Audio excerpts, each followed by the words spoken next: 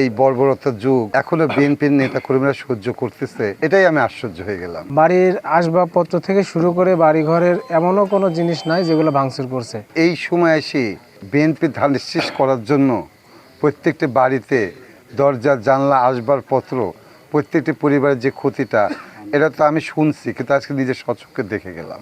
আসলে এই জায়গার সাবজেক্টটা আমরা এর আগে শুনছি বারবার, এই জায়গাতে নির্যাতন হয় এবং এক শ্রেণীর যারা আমাদের দলকে বিকৃতি করে অন্য বলয় হয়ে জামাত শিবিরের মনে করেন যে নেতৃত্বে আস্থাভাজন হয়ে এবং আমাদের দলকে বিকৃতি করার এক ধরনের শ্রেণীর মানুষগুলা, তারা এই কার্যক্রমের সাথে আমি যতটুকু জানি জড়িত। এবং এই জায়গাতে আমি ইতিপূর্বে শুনছি এবং অনেক কয়বারই এরকম আহত বারবার হয়েছে, মাথা ফেটেছে, বারবার মারামারি হয়েছে। কিন্তু আমরা এখানে আসছি আজকে অরিজিনাল সুষ্ঠুভাবে নিজেকে তদন্ত করার জন্য আসছি।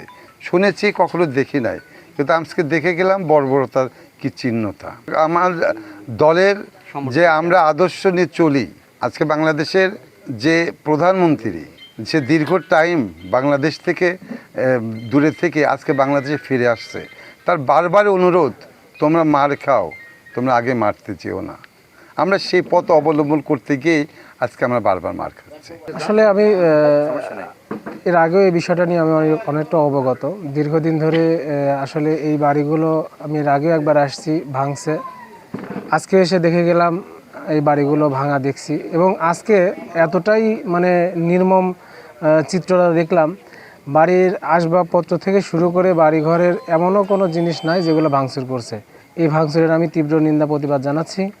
আমি ঈশ্বরদী পৌর স্বেচ্ছাসেবক দলের পক্ষ থেকে, পাবনা জেলা ছাত্র দলের পক্ষ থেকে এর তীব্র নিন্দা প্রতিবাদ জানাচ্ছি। আরেকটি বিষয় হচ্ছে, আসলে এগুলো যারা করছে এগুলো আমাদের দলের কেউ না, এরা আমাদের মানে দলের কেউ হতেও পারে না। এরা একটা সন্ত্রাসী গ্রুপ।